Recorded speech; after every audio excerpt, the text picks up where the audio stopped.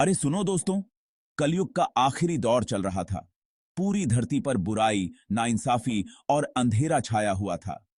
इंसान अपने मतलब और लालच में इतना गहरा डूब गया था कि अच्छाई और सच्चाई मिटने लगी थी। तभी पूरे ब्रह्मांड को हिला देने वाली एक घटना हुई।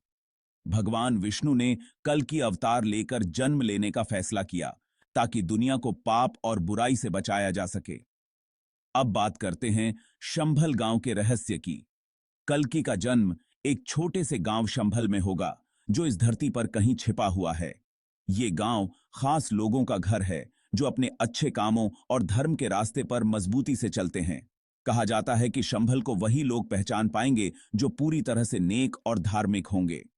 कुछ पुराणों के हिसाब से ये गांव धरती पर दिखने के बाद दोबारा गायब हो जाता है, जैसे कि हम की आते के जैसे कोई जादुई दरवाजा हो।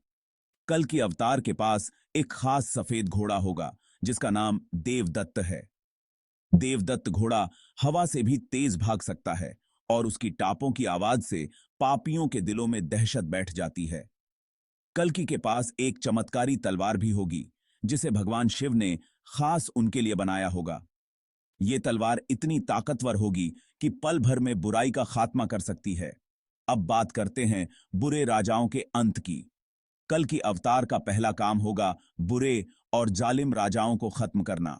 ये राजा जो लोगों का खून चूसते हैं और बुराई के रास्ते पर चलते हैं, उनका अंत कल्कि के हाथों होगा।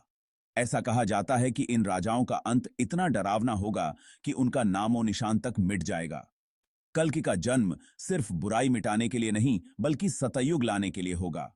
सतयुग यानी सच्चाई, धर्म और न्याय का युग। वही उनका सबसे बड़ा मकसद होगा।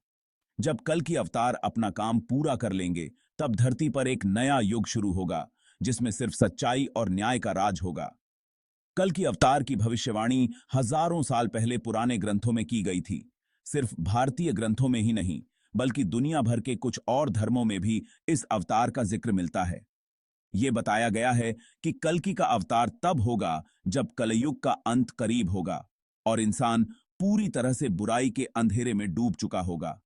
तो दोस्तों, जब धरती पर बुराई अपनी चरम सीमा पर होगी और धर्म मिटने लगेगा, तभी कल की अवतार आएंगे।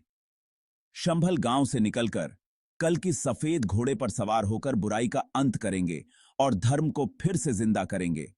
उनकी दिव्य तलवार से पापियों का नाश होगा और उनकी कृपा से सतयुग का दौर शुरू होगा।